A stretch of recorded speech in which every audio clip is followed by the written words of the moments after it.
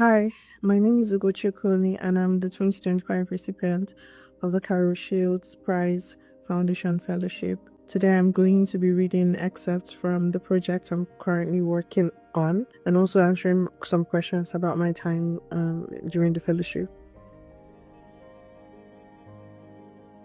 The mentorship process has been really helpful, has been so meaningful to me, and just the process of sending my work to my mentor and having her send it back with edits and reviews and comments has been really helpful. It's just the conversations we had has taught me to just ground emotion in detail, to write lived experiences with more honesty, and to balance vulnerability with precision.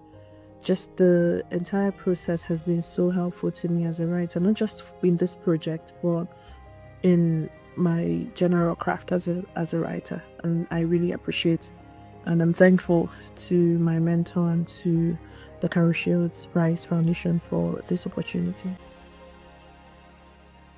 Supporting women and non-binary writers is essential because it broadens the literary landscape. It challenges a long-standing system of exclusion and makes for a richer, more inclusive range of stories that capture, sort of cover the complexity of human experience. It's not just about representation, it's about equity and access. So many women and non-binary writers face different kinds of barriers, like a lack of financial support, underrepresentation in publishing, limited mentorship. And so initiatives that intentionally invest in these voices help level out the playing field. By so doing, they create opportunities for a wide range of creative talent to shine. When women and non-binary writers tell their stories, not only they challenge stereotypes, they create new cultural narratives, and they inspire others to do the same. Ugonna and I grew up in a 3-bedroom flat in Yaba. Papa retired from the University of Lagos as a deputy bursar with a meager monthly pension, and Mama works as a non-academic staff member in the same university. There isn't much that has changed in the house since we were kids. 2 framed pictures of our parents in their graduation gowns still hang above our flat-screen television, the one my brother and I had forced them to buy in place of an old 3D Panasonic TV that had become more of a stool than an actual TV. There are 3 worn-out brown leather couches in the parlor, including Papa's favorite couch on which no one was allowed to sit except him.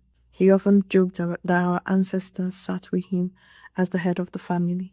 As a child, I would sit on Papa's couch when he wasn't home, waiting for our ancestors, old men wearing isiago and red traditional caps, white chalk lines drawn around their eyes, and chests chanting Ise to my every word.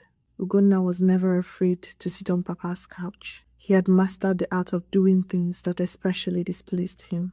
Ugonna and Papa's relationship had always been fraught with tension. It was as if he was not quite what Papa had envisioned for his son.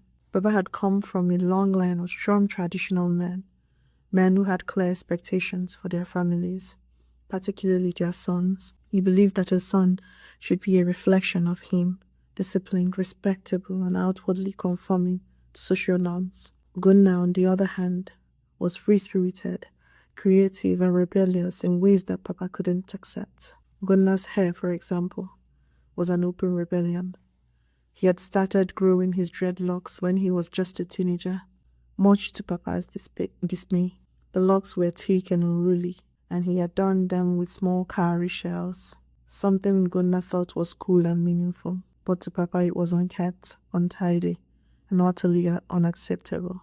His insistence on keeping his nails long, despite Papa's constant warning, was another small act of defiance. Once he dyed his eyebrows blonde, and Papa chased him back to the barber's shop with a cane, threatening to flog both him and the barber if the color wasn't undone. "You scrub that nonsense out of your face, or I'll make sure it never grows back," Papa threatened, his eyes wide with frustration, expecting Ugonna to run back to the barber and return with a darker eyebrow.